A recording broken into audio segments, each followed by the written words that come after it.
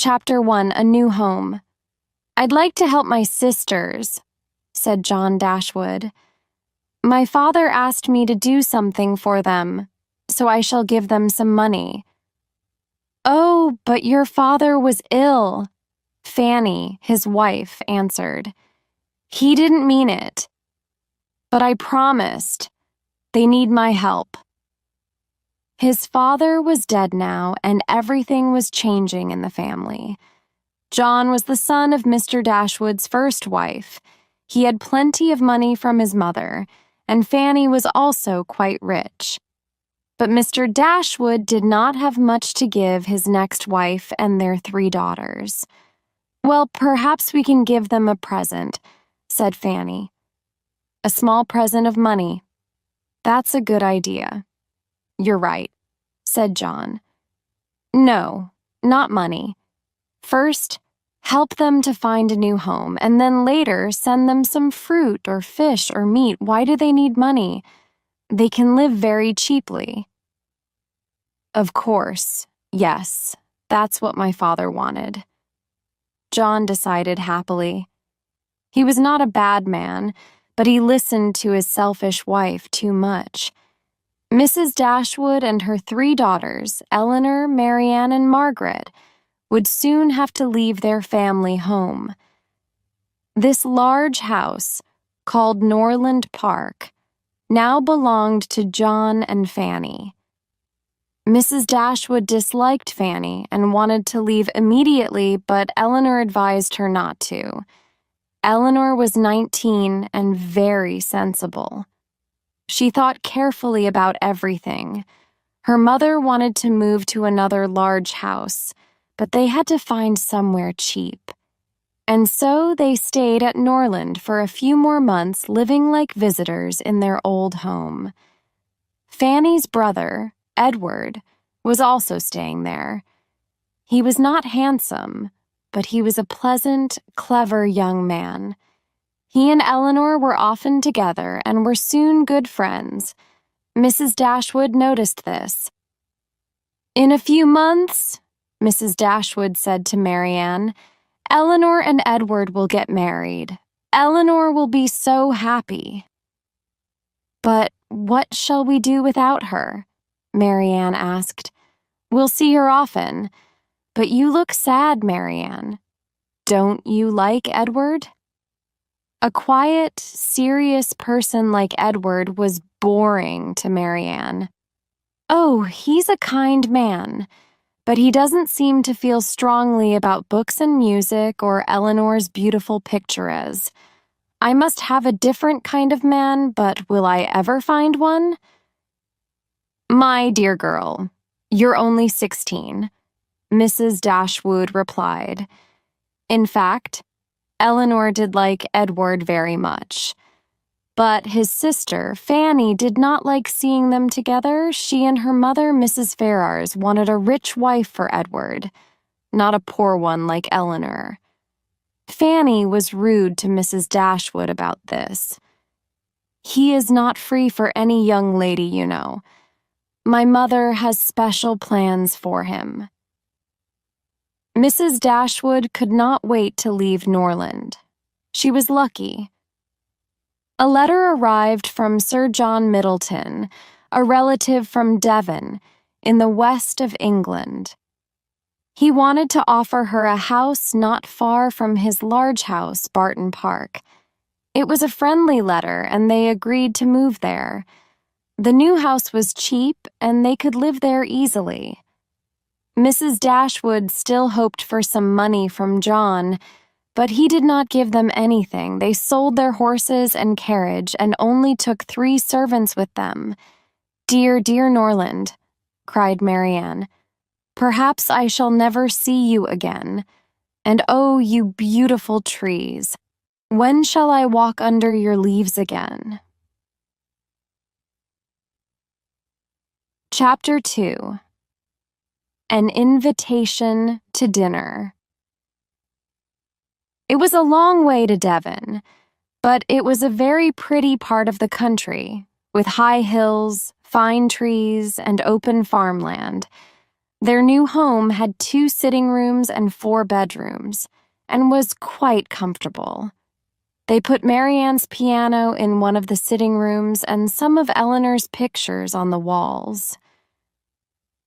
"It's too small," Mrs. Dashwood said. "But I'll save some money and build more rooms." The next day, after breakfast, Sir John Middleton came over to see them.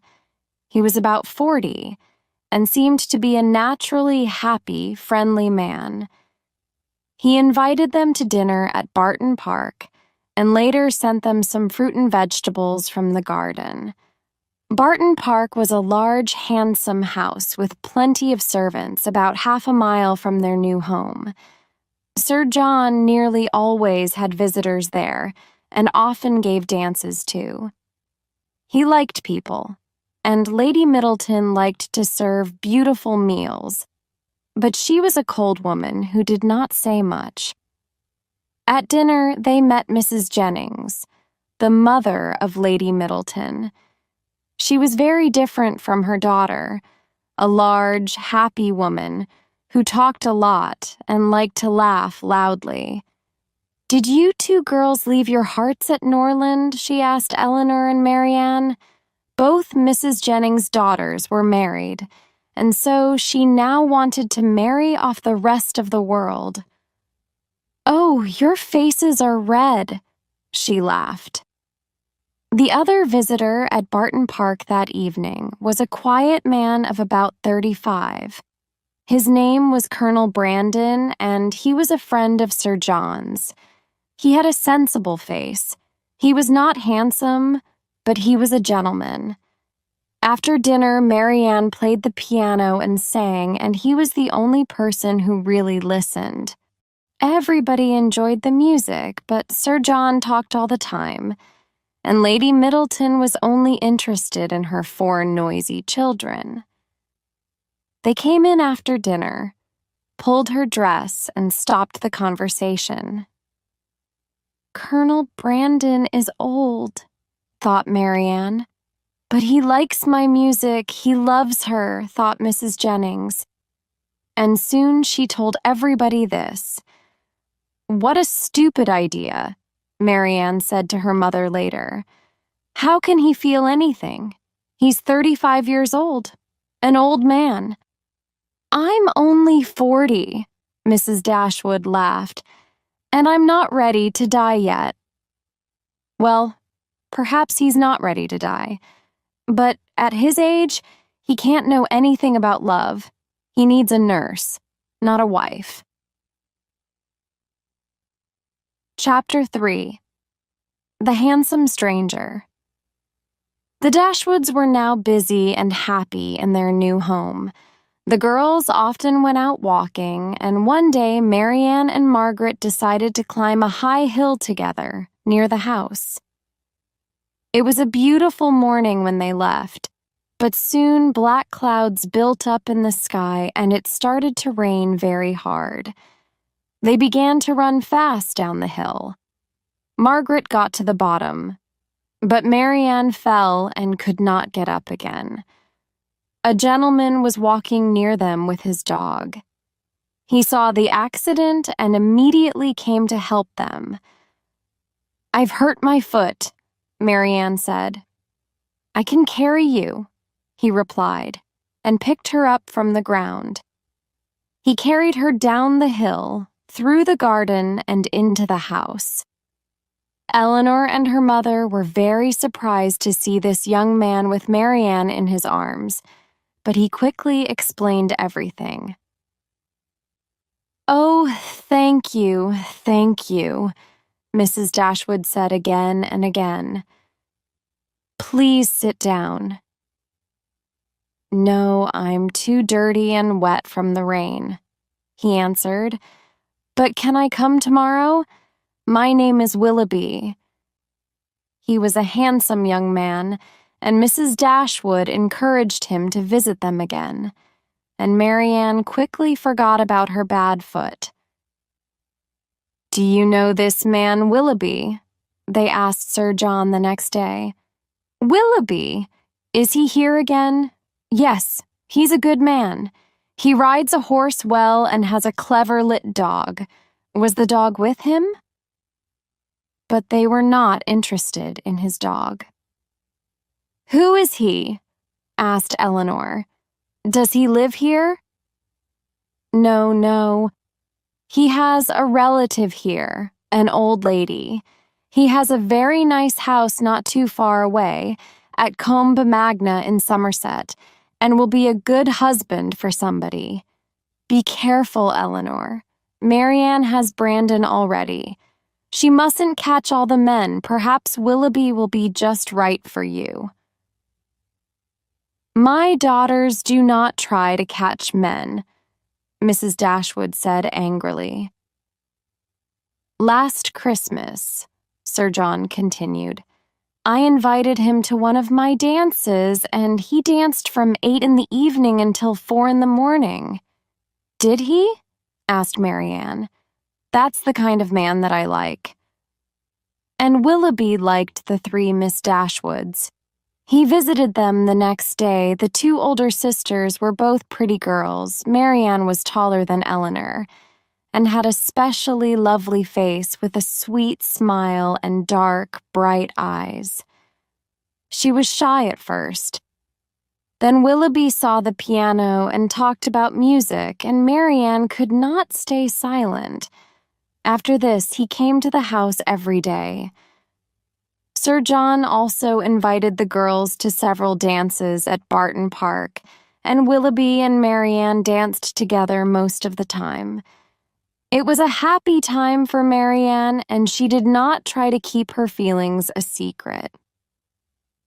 My girls will soon have 2 good husbands, Mr. Dashwood thought.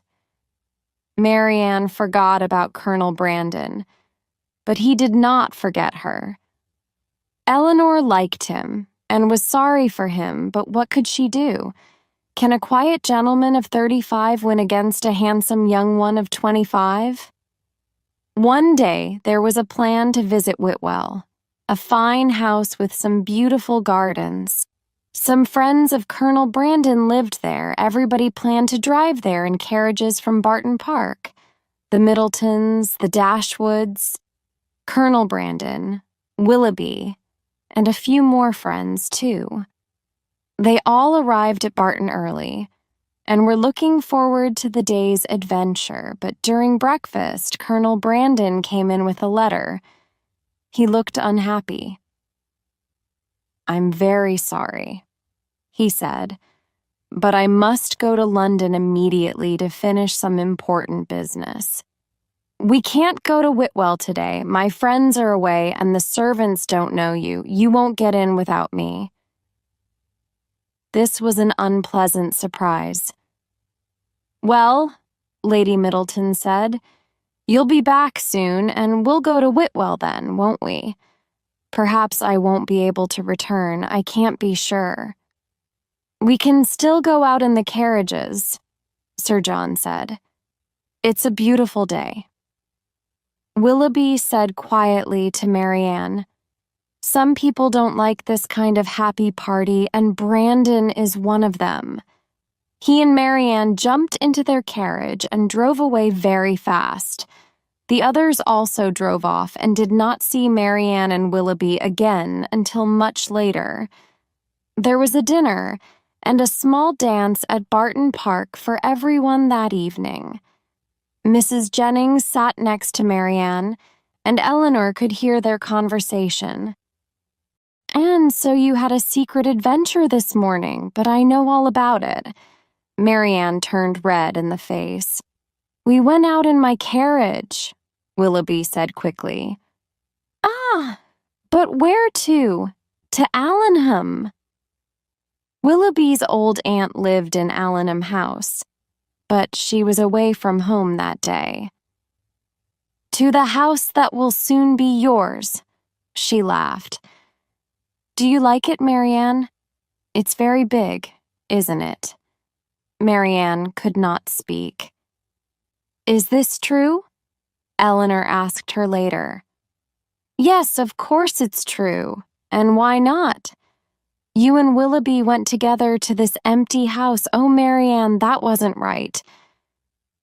It was the nicest morning that I have ever spent.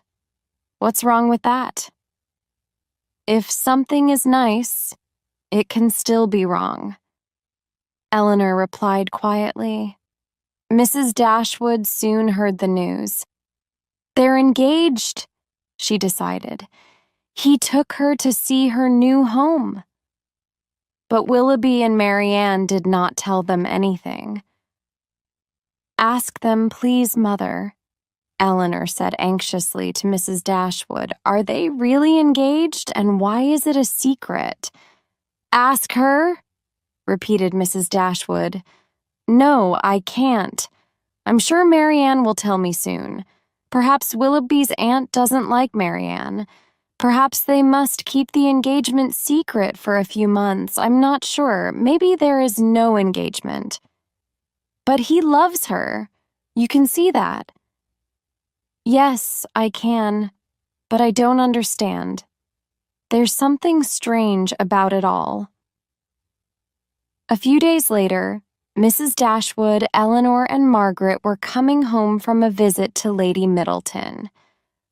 Look, Margaret said, there's Willoughby's carriage outside our door.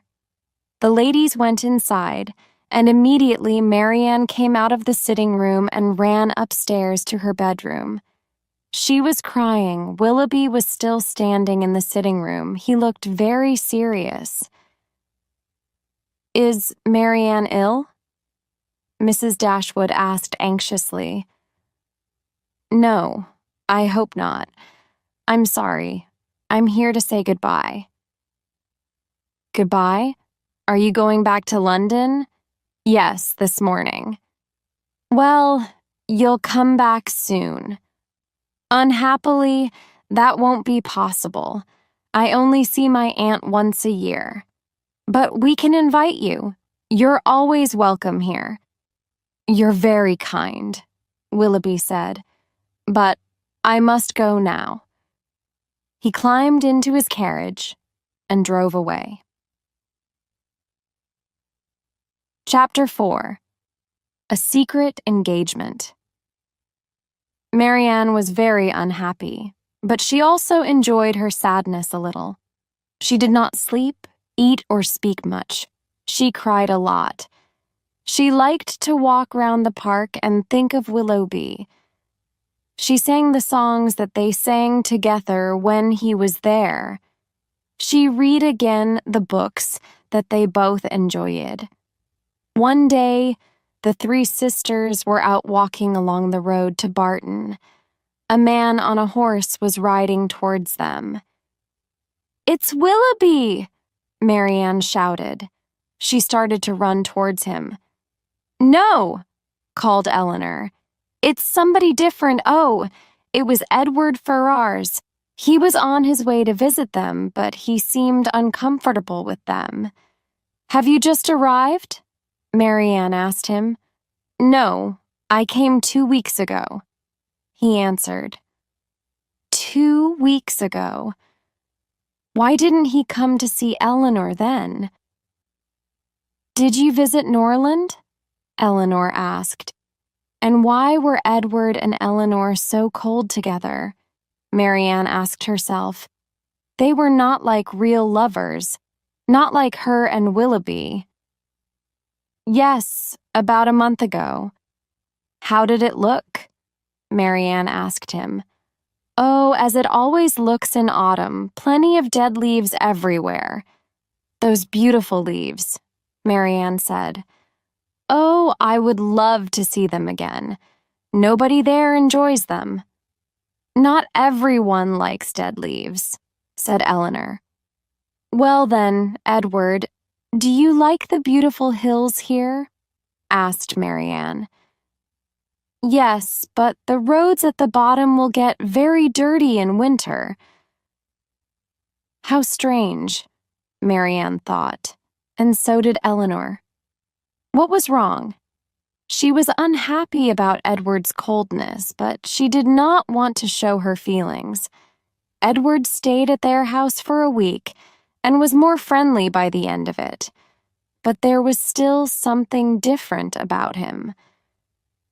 Perhaps there's trouble with his mother, Eleanor thought. She wants me to be famous, Edward told them once. But I only want some quiet, useful work. I'd like to be a priest and work for the church. Eleanor was not happy after his visit, but she worked busily in the house and seemed calm. One morning, Sir John arrived at their door and invited them up to the house. "Please come now," he asked them. "Come and meet two beautiful young lady visitors. You'll like them so much. They're two sisters, relatives of Mrs. Jennings. Miss Lucy Steele won. The younger sister was really quite pretty. The older, Miss Steele, was about 30, and her face was neither sensible nor pretty. They were playing with Lady Middleton's children. John loves being a bad boy, said Lady Middleton happily. Her oldest child took Miss Steele's handkerchief and threw it out of the window. And William is so playful. William was now biting the lady's finger. Little Anna Maria, continued Lady Middleton lovingly, she's always so quiet. Just then, the little girl hit her head on the table and began to scream. The Miss Steeles gave her sweets, and Lady Middleton took the crying child out of the room. "What fine, clever children," said Lucy Steele. "I don't like very quiet children." "Quiet children can sometimes be very pleasant," Eleanor replied. "Do you like Devon, Miss Dashwood?" said Miss Steele. "Did you want to leave Norland? There were some handsome and amusing young men there, weren't there?" "I'm sorry, but I really don't know," said Eleanor. She did not like the two sisters. Lucy Steele was not so free with her words as the older Miss Steele, but her face was not very honest. But the Miss Steeles liked the Miss Dashwoods, and Eleanor and Mariana now had to spend an hour or two with them nearly every day. During one dinner at Barton Park, Miss Steele said to Eleanor, "It's very good news about your sister, engaged so young and to a very handsome man. Perhaps you will be lucky too soon, or perhaps you already have a special friend." The secret escaped quickly from Sir John's lips. "The letter F," he said. "That's a very important letter for Eleanor." Everybody laughed. "But who is it?" Miss Steele asked. "His name is Ferrars, and it's a great secret." He spoke into her ear, but everybody could hear. "Oh, what a nice young man," said Miss Steele to Eleanor. "I know him very well." Jane Austen calls the older sister Miss Steele and the younger Miss Lucy Steele. "Not very well," Lucy said quickly. "We saw him once or twice at my uncle's." "You know him?" Eleanor asked. "How interesting." But she could not find out anything more that evening. Then, a few days later, she and Lucy were walking in the park together. "Do you know Mrs. Ferrars?" Lucy asked suddenly. "What kind of a woman is she?" "Fanny's mother?" "No, I've never met her." "I want your advice. You see, maybe she will soon be a relative of mine." "Of yours?" Eleanor said in surprise. "Do you know her younger son then, Mr. Robert Ferrars?" "No," Lucy said. "No, I speak of Edward Ferrars, the older brother." Eleanor could not speak, but her face changed color. "You're probably surprised," Lucy continued, "because it's a great secret. You see, we're engaged. Our engagement started 4 years ago. And when did you meet? Oh, we were only children then. Edward often stayed in my uncle's house. I'm so surprised, Eleanor said.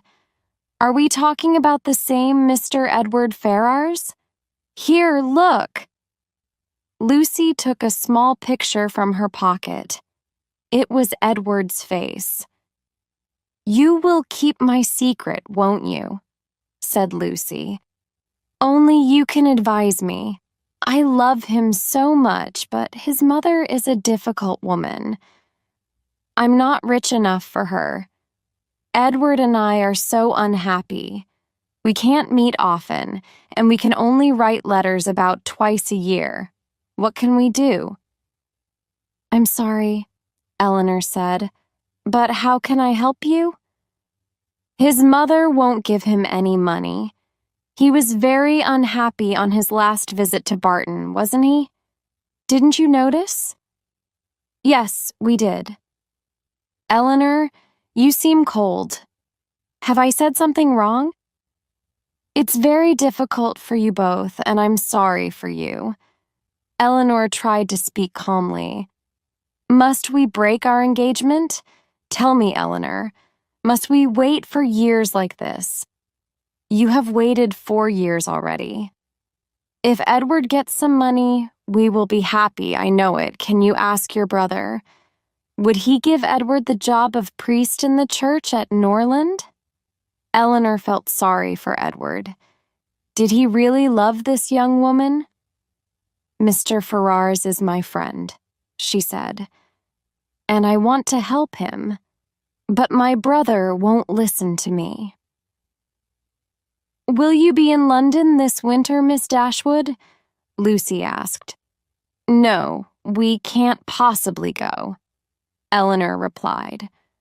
Oh, but I'd like to see you there. My sister and I are going to stay with some relatives, but of course I'm really going there to see Edward. He's coming in February. Chapter 5. An Unkind Letter. Eleanor was wrong about London. Mrs. Jennings lived in London for part of each year, and she invited the 2 older Dashwood girls to visit her there in January. Mrs. Dashwood agreed immediately. You 2 must go. Margaret and I will be very happy here together with our books and our music. Mrs. Jennings is a kind and motherly sort of woman. Mother, there is a problem. My sensible Eleanor sees a problem, of course. She's a good woman, but not the politest. Eleanor, if you don't go, I will, said Marianne. Marianne, of course, was hoping to see Willoughby in London. And you'll enjoy it too, Edward will be there. Yes, you can meet his mother. She'll be your mother too one day, Mrs. Dashwood said happily. They arrived in London after a 3-day journey in Mrs. Jennings's carriage. Her house was large and comfortable, the girls had a very pleasant bedroom, and Eleanor immediately began to write a letter. Marianne was writing too. I'm writing to Mother, Eleanor said, and so you need not write to her today. I'm not writing to her, said Marianne quickly. She's writing to Willoughby, thought Eleanor. Marianne finished the letter and gave it to a servant to take. All evening she listened for a knock at the door. At last there was a visitor, but it was only Colonel Brandon. Marianne ran out of the room. Is your sister ill? He asked Eleanor anxiously. Oh, no, she's just tired and she has a headache, Eleanor told him. Poor man, she thought. He talked politely for some time and then asked her, Will you be pleased to have a new brother soon? What do you mean? Asked Eleanor. He tried to smile. Well, Everybody knows about Marianne's engagement. Everybody? That's not possible. Her family don't know about it. How can other people think this? I'm sorry. I didn't mean to be rude. I just want to know, have Willoughby and Marianne agreed everything? Will they marry soon? Eleanor could see his love for Marianne clearly, and so she tried to explain everything to him. It was better to be honest. There was not much hope for Colonel Brandon. No other visitor came, and there were no letters for Marianne during the next few days. Marianne wrote another letter to Willoughby, but there was no reply. This is very strange, Eleanor thought. She decided to write home. Her mother must ask Marianne about the engagement. A few days later, they all went to a party. It was a large party, with crowds of well-dressed people, and the room was very hot. Eleanor found 2 chairs for them by the wall. Suddenly, she saw Willoughby.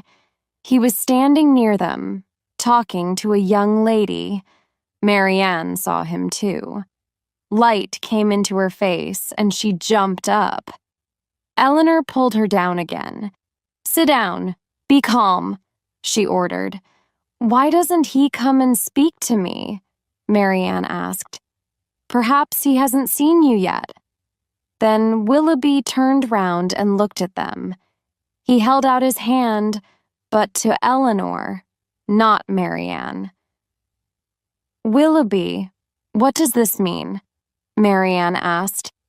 Didn't you get my letters? He looked very uncomfortable. Yes, thank you. You kindly sent me news of your arrival. Then he turned away to the young lady again. Marianne's face was white now. Go to him, Eleanor. He must explain. Surely there's some mistake. No, my dear sister, it's not possible now. Wait until tomorrow.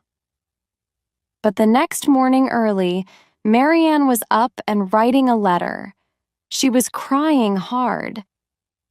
Marianne, can I ask? No, Eleanor, don't ask me anything. Soon you will know everything. Before lunch, a letter came, a reply from Willoughby.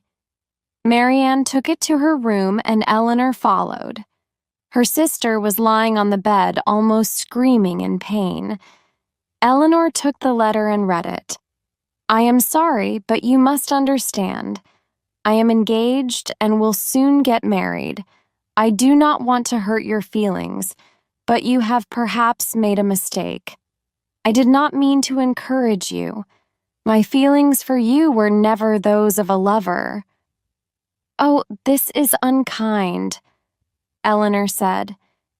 This is not the letter of a gentleman. Mrs. Jennings was waiting downstairs. She was planning to take them out. Ah, Marianne got a letter from Willoughby this morning, she laughed. Poor Marianne looks quite ill with love. He must marry her soon. Mrs. Jennings, Eleanor said, they are not engaged. Oh, yes, my dear Eleanor. It's not really a secret, is it? I tell everybody about it. Eleanor told her the bad news. It was a very unpleasant surprise for Mrs. Jennings, and she tried to do many kind things for Marianne all day. She brought her a glass of wine, gave her the best place by the fire, and cooked the bits of the nicest food for her. Marianne could not enjoy any of this. How can he do this, Eleanor? She said to her sister that evening in their bedroom. He's a bad man. If he breaks your engagement, it will be better finally, you'll see. There was no engagement. No engagement? Eleanor asked, surprised. But he loved you, didn't he? Yes, no. He never said it. But he seemed to love me, and he encouraged me to love him too. What has happened? Who is this woman? Oh, Eleanor, you are so lucky you can be happy. I can never be happy again. Me happy? Marianne, you don't know. And of course I can't be happy.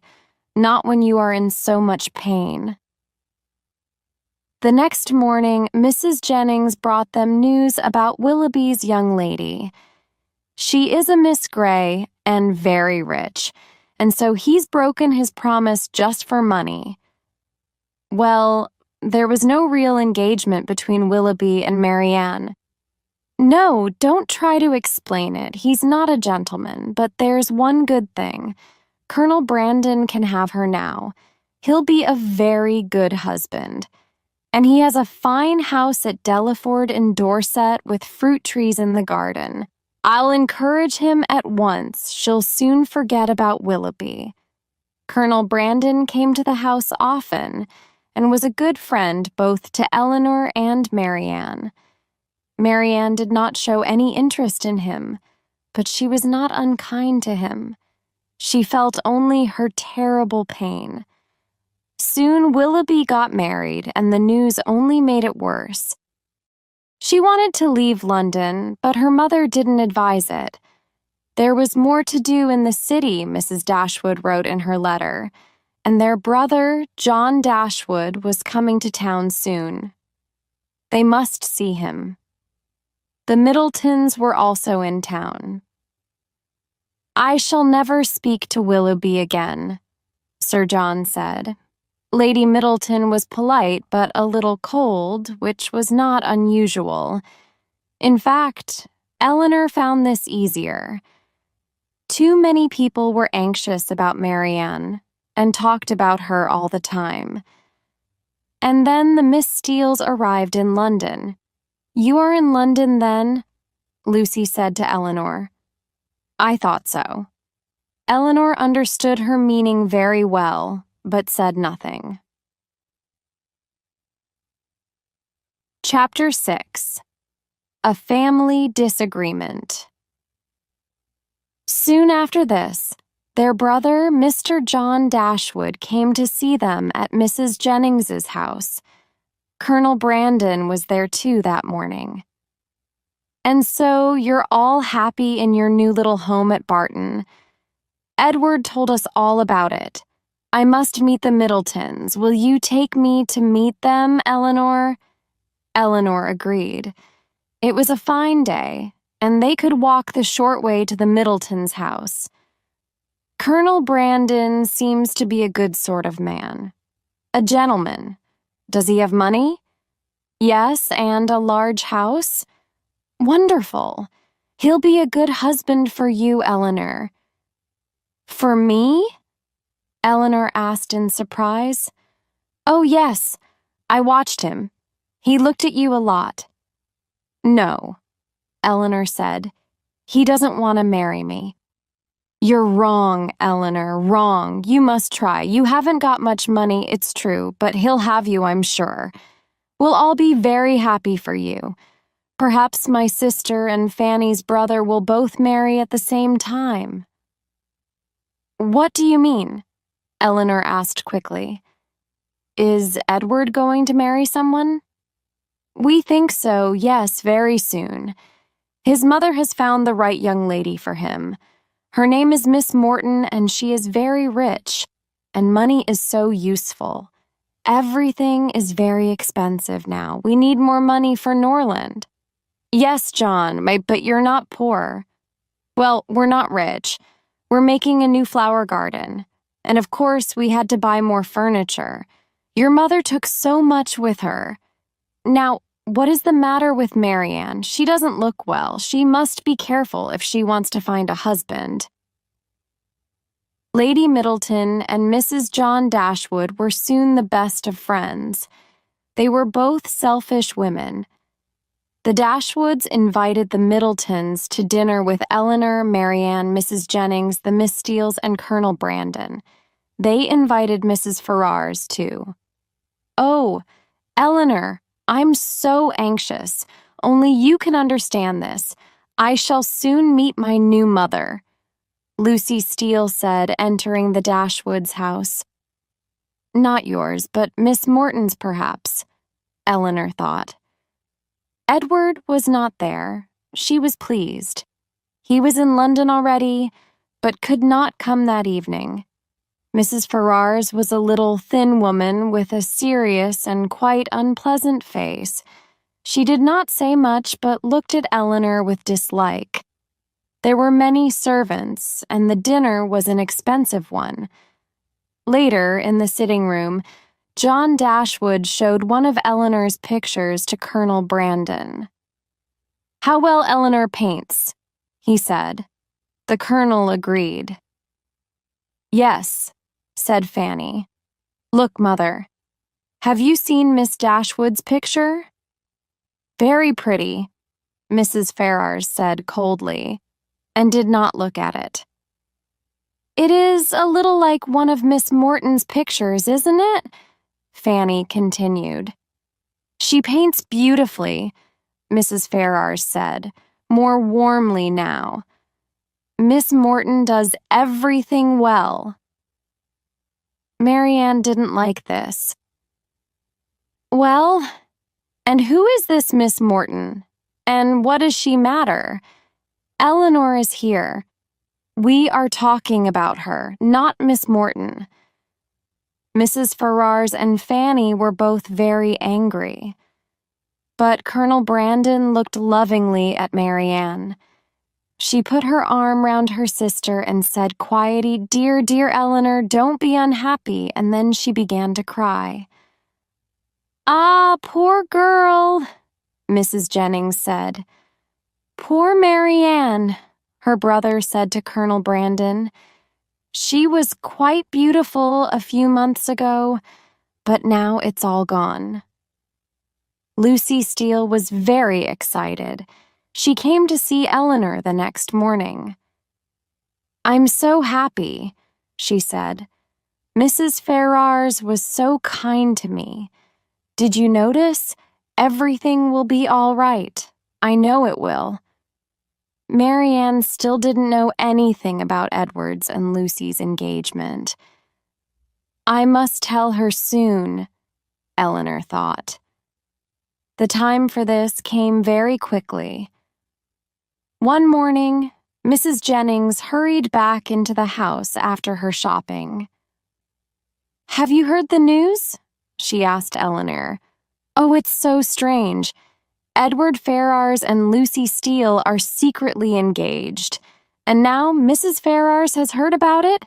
She is very, very angry. She has a rich young lady ready for Edward.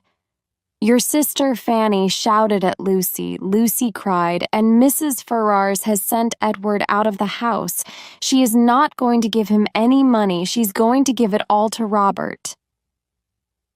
Robert, Edward's younger brother, was a well-dressed but quite stupid young man.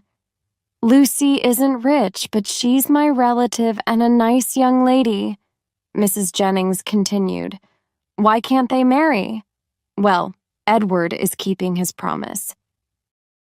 He won't break the engagement. He has told his mother this, poor young man. If he has no home, he can stay here." Eleanor went to tell Marianne. "How long ago did you hear about their engagement?" Marianne asked. She and Eleanor were both crying now. 4 months ago. 4 months, and you said nothing to me. All the time I was so unhappy, and you were so kind to me. Oh, Eleanor. I wanted to say something, but it was a secret. And perhaps they will be happy together. I hope so. How can you forget him so easily? Is your heart so hard? Marianne, I do feel strongly for Edward. Yes, I loved him, and it was very painful.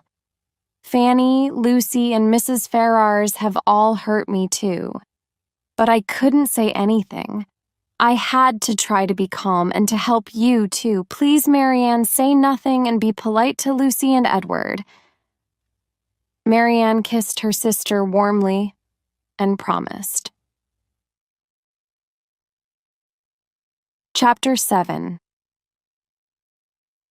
All's well that ends well. Marianne wanted to go home very much now after 2 months in London. It was a long journey, quite difficult and expensive. But luckily, Mrs. Jennings offered them her help. Her other daughter, Charlotte, lived at Cleveland, only 1 day's journey from Barton, their home. Mrs. Jennings wanted to visit her for Easter. "We can travel there together," she told the girls, "and stay a few days. Then your mother can send her servant for you. Colonel Brandon is coming too. We shall have a happy time." "Oh no," Marianne said to Eleanor. "I can't go there. Cleveland is in Somerset. Willoughby's home is near there." Eleanor talked about their mother. "We shall see her very soon." And at last, Marianne agreed. But first, Colonel Brandon came to see Eleanor about Edward. "I don't know Mr. Ferrars well," he said, "but I met him a few times and liked him. He's going to be a priest, isn't he? Well, I can offer him work in my church at Delaford. The money is not much, and the house is quite small, but it's better than nothing. Will you tell him?" Eleanor was very surprised, but she agreed. That same morning, she took pen and paper and began to write him a letter. Then suddenly the door opened and Edward came in. They both found it difficult to speak. "You're leaving London," he said. "I wanted to say goodbye to you." Eleanor explained the colonel's offer to him. "The colonel has asked me to be his priest. Is it possible? You still have friends, or are you surprised?" "No, you were always a good friend." "It is really Colonel Brandon's idea, not mine," Eleanor replied. "But I'm very pleased about it." "I'll go and see him immediately," Edward said, jumping up. "And now he can marry Lucy," thought Eleanor sadly. Eleanor visited her brother for the last time in London. "Has Colonel Brandon really given the job of priest to Edward?" he asked her. "Why did he do that?" "He wanted to help Mr. Ferrars. Well, Edward is a very lucky man, and now he will marry Lucy, but Mrs. Ferrars mustn't hear about it." "Of course she'll hear about it," Eleanor said. "Ah, but she'll be so unhappy. Edward is still her son." "But she's forgotten that, hasn't she?" No. She is the most loving mother in the world." Eleanor was silent. "Possibly," her brother continued. "Mr. Robert Ferrars will marry Miss Morton now." "Can't she choose?" asked Eleanor. "Or are Robert and Edward the same to her?" "Of course it's the same thing. Robert will have all the money now." Early on an April morning, they began their journey to Cleveland and arrived there after 3 days. The house was large and modern with beautiful trees round it. Marianne enjoyed walking among these trees, thinking sadly of Willoughby and his house only 30 miles away. She walked through the wet grass and far away into the wilder part of the park. After 4 days, she caught a terrible cold. At first, Eleanor was not worried. "Marianne must go to bed and sleep all night. Then she'll be better in the morning," she told Colonel Brandon. He was much too anxious about her. For a few days, it was just an ordinary cold. But then Marianne got much worse. She had a terrible headache and a fever and began to say strange things. "Is Mother coming?" she asked anxiously. She lay heavily in her bed. It was about midnight. "Oh, but if she goes round by London, I shan't see her. It's too far." Eleanor sent for the doctor immediately. Her sister looked very ill. And who could go for their mother? "I'll go," said Colonel Brandon and left at once. Eleanor sat with Marianne all night. The doctor didn't come until 5 o'clock in the morning. "It's a dangerous fever," he said, but he couldn't really help her.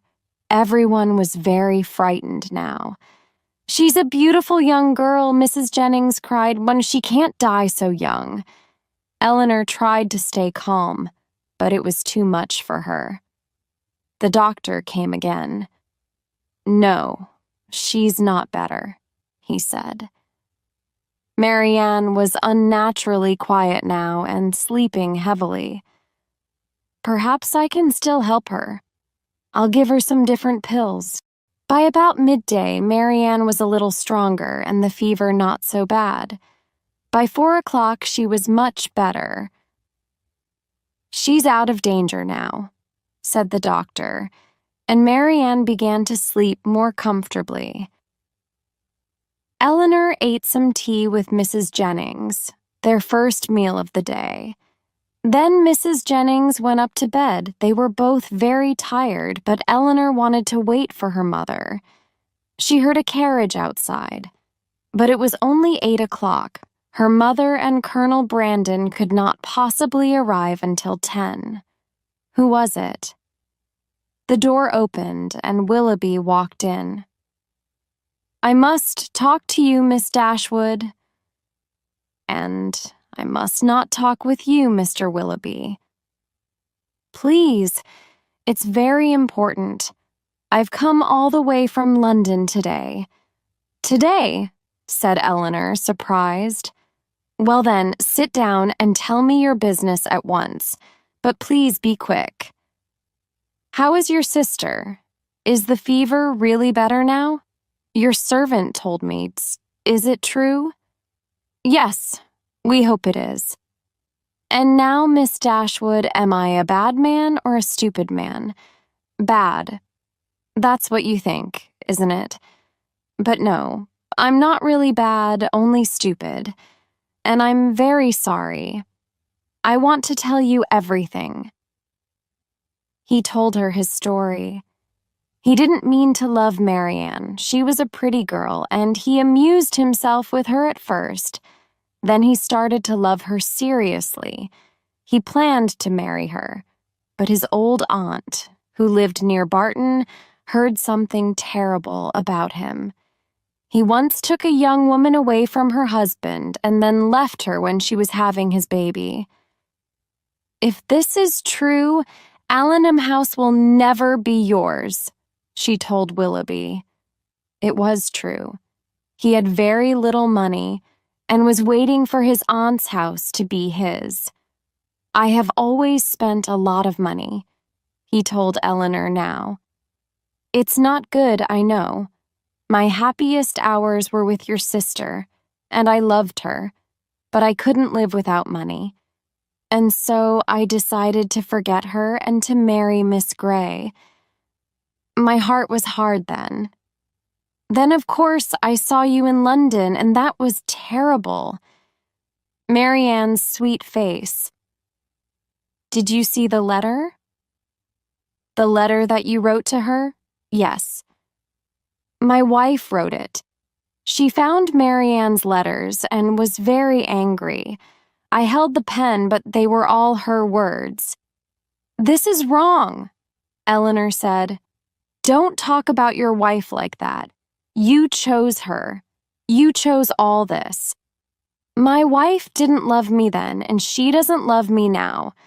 I heard about Marianne's illness, and at once my love for her came back into my heart. I love only her. But she will never be mine now. Will you tell her all this? I hurt her badly. But I have also hurt myself. Am I still a very bad man? What do you think? I'll tell her something. And I'm sorry for you, Mr. Willoughby. Perhaps he was not a very bad man, but he was a weak and selfish one, and he liked money too much. Eleanor sat thinking hard while she waited for her mother. At last, Mrs. Dashwood arrived with Colonel Brandon. She was very frightened, but Eleanor quickly told her the good news that Marianne was better, and she ran upstairs to see her. She held her daughter in her arms and offered to sit with her all night. Eleanor was glad to agree. She needed to sleep now. Her mother had something more to say the next morning. Eleanor, Colonel Brandon opened his heart to me yesterday and told me about his love for Marianne. We were both in the carriage and so frightened about her fever. It was natural to speak about our feelings for her. Oh, he is a good, unselfish man. Yes, Eleanor replied. He is. If Marianne agrees to marry him, I'm sure they'll be very happy. What did you say to him? I encouraged him. You need time, just time, Colonel, I told him. Marianne won't think about Willoughby forever. Well, he's not so sure, but he's ready to wait. She'll be very near me at Delaford. The Colonel is not as handsome as Willoughby, but he's a much better man. Every day now, Marianne got a little better, and at last they were able to return to their house at Barton. Marianne was happy to be home again, but remembering everything was painful too. She went to her piano and picked up some music. But it was a book of music with Willoughby's name in it, and she couldn't play. Well, Eleanor, she said, I'll be stronger soon, and then I shall study seriously. I shall read for 6 hours every day and practice the piano. I'll learn a lot this way. Eleanor smiled. One morning, she took Marianne out for a walk. Marianne looked up at the hill behind the house and said, I first saw Willoughby there. I can talk about it now. Most of the pain has gone. But I would like to know, did he really love me? Or was it all a terrible mistake? Eleanor told her about Willoughby's visit. Marianne turned white but said, Thank you. Oh, thank you. It will be easier now. Soon Margaret returned from a visit, and Mrs. Dashwood and her daughters were together again in their home. Then one day one of the servants returned from the nearest town and said, Mr. Ferrars is married. Did you know? Marianne began to cry, and Eleanor looked terrible. Mrs. Dashwood saw the pain on her face and began to question the servant. Who told you this? I saw Mr. Ferrars and his new wife, Miss Lucy Steele. Their carriage stopped outside the hotel. Miss Steele, Mrs. Ferrars now, told me. I've changed my name, she said. Mr. Ferrars didn't say much. Where were they going?